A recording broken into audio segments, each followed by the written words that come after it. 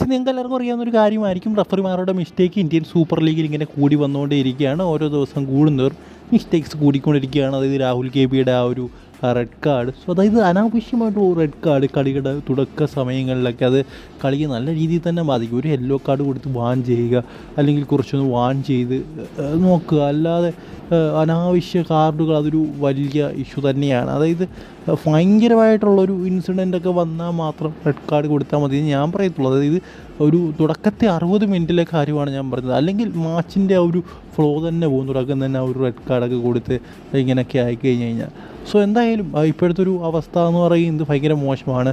അതായത് എന്താ പറയുക, ഇന്ത്യൻ ഒരു കോച്ച് തന്നെ പറഞ്ഞു, ഒഡീഷയുടെ അസിസ്റ്റൻറ്റ് കോച്ച് തന്നെ പറഞ്ഞൊരു കാര്യമാണ്, റഫറിമാർ അവരുടെ എന്താ പറയുക പവർ ദുരുപയോഗം ചെയ്യുന്നു എന്നൊക്കെ അദ്ദേഹം തന്നെ പറഞ്ഞൊരു കാര്യമാണ്.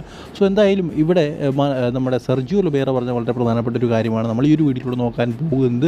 സോ അതിലേക്ക് പോകുന്നതിന് മുമ്പ് സെർജിയോ ലൊബേറ നിങ്ങളുടെ ഒരു ഇഷ്ട പരിശീലകനാണെങ്കിൽ തീർച്ചയായിട്ടും ലൈക്ക് ചെയ്തിട്ട് കാണുക. 200 ലൈക്കിൻ്റെ ടാർഗറ്റ് എന്ന് പറയുന്നത്. എന്തായാലും അദ്ദേഹം പറഞ്ഞ ഇങ്ങനെയാണ്, അതായത് നമുക്ക് എന്താണ് റഫറിമാരെക്കുറിച്ച് തോന്നിയത്, ആ ഒരു അഭിപ്രായം പറയാനുള്ള അവകാശം അല്ലെങ്കിൽ ഫ്രീഡം നമുക്കില്ല എന്നാണ് സെർജിയോ ലൊബേറ പറയുന്നത്. അങ്ങനെ എന്തെങ്കിലും പറഞ്ഞു കഴിഞ്ഞാൽ നമുക്ക് അടുത്ത 10 മാച്ചിലേക്ക് ബാനായിരിക്കും.